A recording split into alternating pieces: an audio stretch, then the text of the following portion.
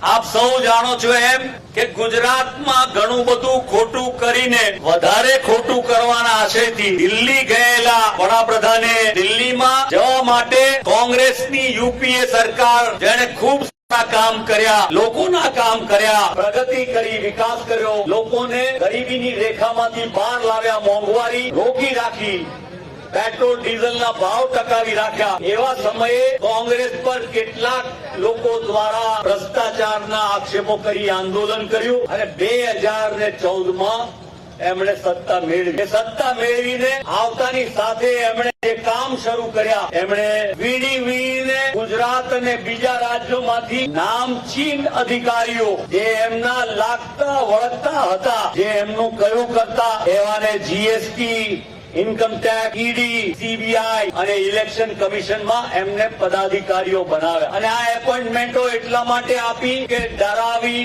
ધમકાવી, દાદાગીરીને જેમ અંગ્રેજો આ દેશ પર રાજ કરતા હતા એ પ્રકારેનું રાજ એમણે શરૂ કર્યું.